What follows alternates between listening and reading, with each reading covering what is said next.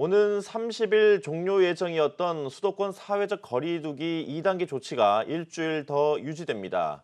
코로나19 재확산에 따른 3단계 격상 요구가 높지만 경제에 미칠 충격이 상당한 만큼 정부가 이를 고려한 것으로 보입니다. 첫 소식 조현석 기자입니다.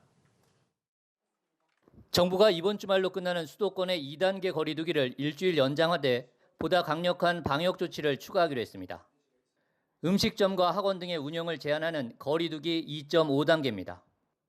이에 따라 수도권 식당은 밤 9시까지만 정상 영업이 가능하고 이후 새벽 5시까지는 포장과 배달만 허용됩니다.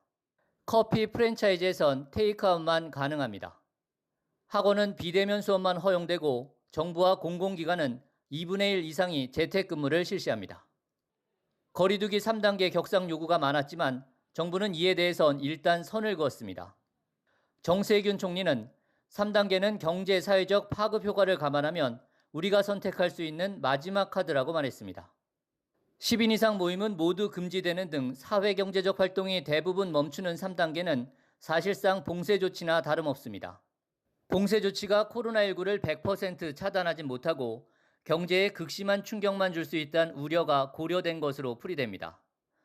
실제 1차 유행 때인 지난 2분기 우리 경제 성장률은 마이너스 3.3%로 선방한 반면 봉쇄 조치를 했던 선진국들은 두 자릿수 역성장을 한 바 있습니다.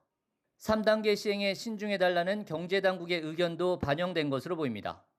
홍남기 경제부총리는 최근 3단계로 가면 경제적 피해가 굉장히 극심할 것이라며 깊이 있게 검토해 결정할 사안이라며 신중론을 폈습니다. 정부의 이번 결정으로 수도권 이외 지역들도 당분간 2단계 체제가 유지될 것으로 보이는 가운데 다음 주가 방역과 경제 사이에서 고심하는 정부 결정의 중대 고비가 될 전망입니다. 한국경제TV 조현석입니다. 코로나19 재확산과 관련해 정은경 중앙방역대책본부장이 다음 주 확진자가 대거 늘어날 수 있다고 경고했습니다. 정 본부장은 최근 감염병 모델링 전문가들 예측에 따르면 지금의 유행이 계속될 경우 다음 주 하루에 800명에서 2,000명까지 확진자가 증가할 수 있고 대규모 유행으로 이어질 수 있다며 바로 지금 유행 상황을 통제하지 않으면 기하급수적 확진자 급증으로 의료 시스템이 붕괴될 수 있다고 말했습니다. 이어 코로나19를 통제할 수 있는 방법은 의외로 단순하다며 사람 간의 접촉 줄이기, 마스크 착용, 2m 거리 두기를 철저히 지켜달라고 당부했습니다.